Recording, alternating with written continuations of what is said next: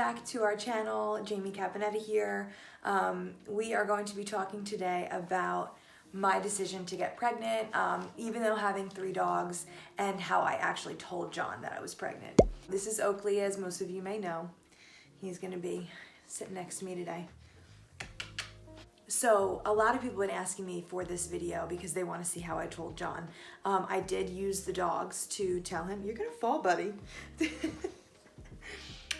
I did use the dogs to tell him that I was pregnant, which was a lot of fun. I wanted it to be really special and really funny that, you know, it would kind of would portray us as a couple, but I kind of just felt like everything was like overdone and he would know right away. Like if I did like a present or gave him like a box of something, like he'd be like, the second I gave it to him, he'd be like, you're pregnant.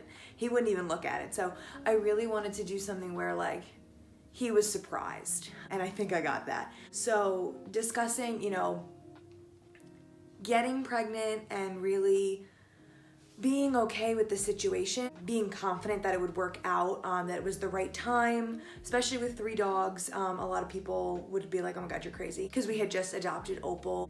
In February, we got her. She's actually 11 months yesterday. In a month, she will be a year old. So the decision that we made to get pregnant, I mean, we were totally ready. I think we probably would have had a baby a year ago if we could have. You know, we'd only been married for a year when we decided to really start trying. I didn't want to get pregnant at first, like right away, because I didn't want to be pregnant for my brother and sister-in-law's wedding, which was in August. But I had been on birth control for so long that, you know, we were like kind of nervous. We're like, I don't know how long it's going to take to get pregnant. And, you know, you hear horror stories and of people, you know, trying for years and nothing. So I was like, you know what, let's just give it a shot. So got pregnant really quick. I think it was like a month. And, so we were kind of shocked about that. But the decision with the dogs, which I think was mostly everybody's concern when they're in our type of situation, where we run 2 businesses and our lives pretty much revolve around, you know, working because it's just a part of us. Pudge, our Chihuahua mix, she was a foster. She was actually from a hoarding case of 300 dogs, and we had her since 2 weeks old. So we fostered her and failed. Back then, when John and I first started dating, I was babysitting 3 girls, and the youngest of the 3 was only 3 months old. So Pudge grew up with a newborn. Lily is her best friend. I mean, they are like 2 peas in a pod. We joke that each of the dogs have the same personality as 3 of my friends' girls that I used to babysit. They are still so prevalent in our lives, and the dogs absolutely adore them. So Pudge grew up with Lily, and Callie was 2.5, and I think Tessa had just turned 5. So they were all really young, and they don't have a dog, but you know, their family members have dogs. So they were, you know, pretty dog savvy kids, but you know, crazy, running around, having fun, laughing, screaming. And Pudge did great with them. I mean, if Nicole or I went to go and touch a toy that Pudge had, she would growl, and she does her thing. She's a very vocal dog. You'll see in future videos that she just talks all the time. It's not normal growling that like another dog would growl and you'd be like, oh, okay, I'm not touching you. It's very different. Anytime she had a toy and one of the girls would come over, she would not growl. She was a completely different dog. She was like, okay, take my toy, like play with me, but like nice play, like different play. It was crazy. So really enjoyed that, and I think that really, really helped Pudge's socialization as a dog on her own.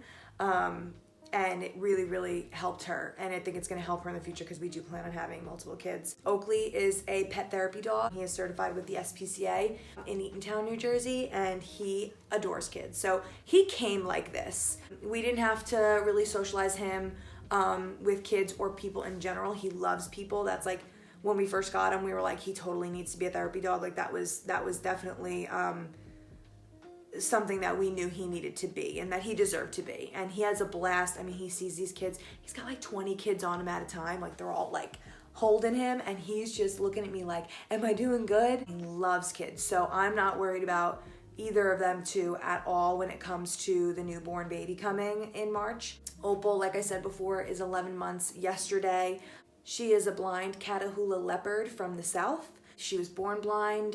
There is no hope for her getting her eyesight. She's fine with it. I mean, she does a wonder at getting around. We're so proud of her. She overcomes obstacles every day. Now, when it comes to her, I mean, am I nervous? I'm not nervous for the baby at all with her. I think that they'll do fine. I'm not nervous about Opal at all. I think the one thing that we knew when we were deciding to start trying was we needed to work on her mouthing when people came through the door, when she would get excited. It wasn't just like when guests were over and she would mouth the entire time. It was just like that initial like coming through the door of excitement, like, ooh, new person. And she'd want to like hold on to their arm, like, don't leave me, because she's blind. So it's like the only way to like, you know, really grab onto somebody. The mouthing, and then also she would jump pretty often.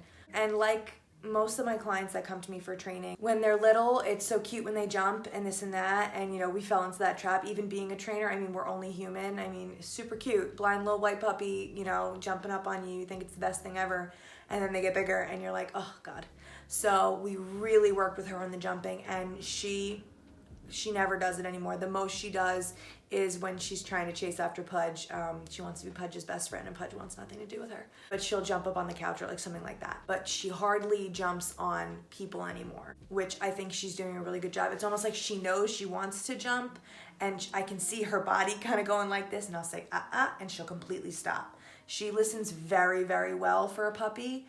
And I don't know if it's because she's blind and she knows that listening is the only way that she's going to really succeed in life and not get hurt. So I'm not sure if that has to do with the fact that she's such a good listener. She really does look for John's voice and my voice for direction. She doesn't want to get trouble. She's not a naughty puppy. We give her a lot of enrichment, and well, all of them enrichment, and she doesn't really get into trouble too often. And when she does, it's when we leave her for a long period of time. So, you know, as long as we keep her stimulated and loved, she is a very, very good girl.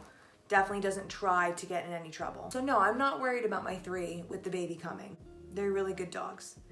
So telling John that I was pregnant, like I said earlier, I really wanted to do something that really fit us as a couple and would really surprise him. He is like super smart, and he's like really intuitive, and he always like catches me when I try to like surprise him with stuff, which is like really annoying because I really like to surprise people.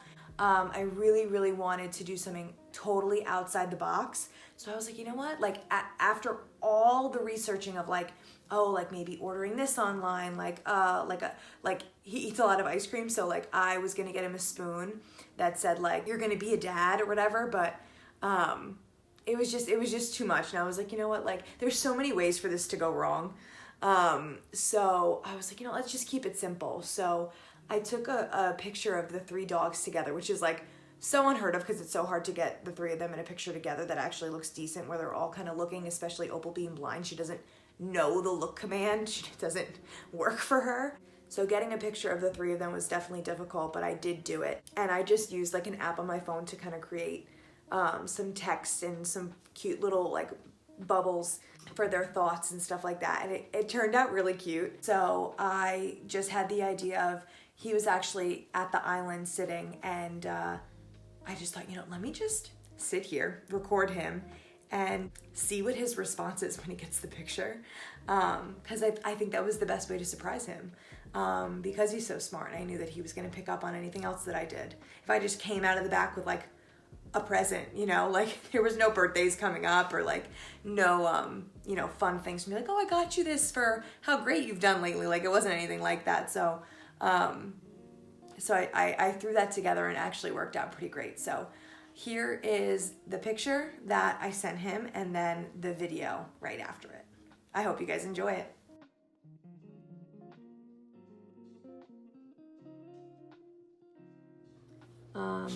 I just sent you a photo of the dogs that I took before.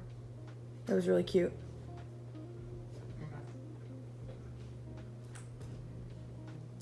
Take a look. Ow, don't bite me.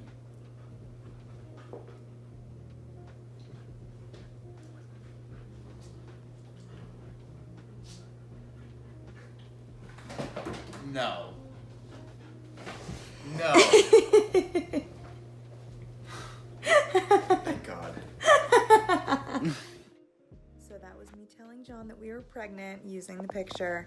I hope you guys thought it was fun, and his response was really cute. It made me cry. That's why I cut it off, because I don't like crying on camera. But I am 6 months pregnant right now. It is November and we are expecting in March. So thank you, Opal.